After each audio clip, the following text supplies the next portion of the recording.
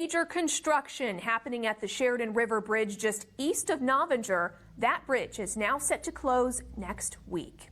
KTVO's Nick Todorovich is joining us from Highway 6 near the Chariton River with more about what motorists can expect in the months ahead. Nick? Yeah, Beth, the Chariton River Bridge has been one of the most traveled bridges in northeast Missouri for decades. But this will be coming to a 28-day stoppage starting on September 11th.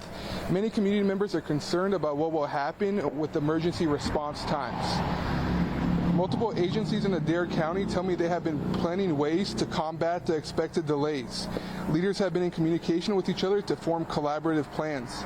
Each agency has also come up with a list of detour routes that they could take depending on where the emergency is. There is hope when the new bridge is ready, emergency times will be quicker than ever before since the new bridge will be 8 feet wider.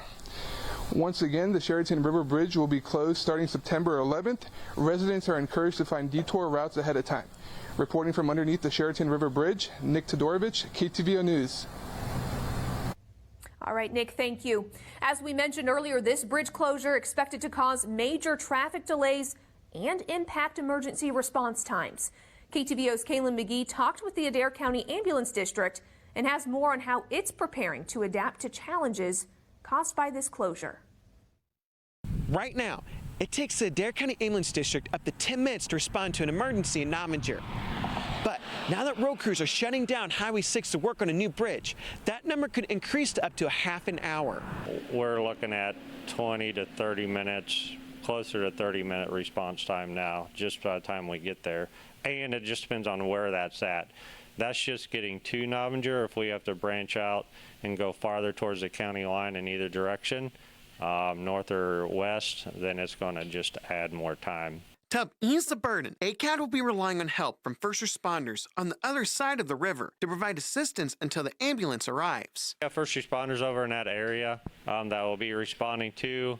We got a couple that live over there on that side of the river, so they'll be able to respond and still get there quickly and initiate patient care until our trucks can get there. If the call is closer to the county lines, districts from Sullivan and Putnam counties may be asked to help by responding to Adair County emergency calls. ACAD says they have a great working relationship with surrounding counties, which will help with communication. We go over to Sullivan County sometimes to help out on calls.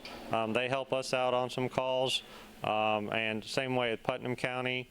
They'll call us sometimes if we can get there quicker or they don't have a truck staffed, and we'll head up that way. So we have a pretty good working relationship with all our surrounding counties, so it should be a good deal for us. If there is a serious emergency, ACAD said it will use a medical helicopter to get to the scene. A real critical call or whatever, we do have a helicopter service here, air evac, that they can also help land helicopters. If it's a critical call, critical patient or whatever, maybe the helicopter can get on scene a little bit quicker than we can and start initiating care. The Chariton River Bridge is set to close on Monday, September 11th for up to 28 days as crews work to connect the highway to the new span. Kaylin McGee, KTVO News. Happening in Ottumwa later tonight, the second annual Be the Light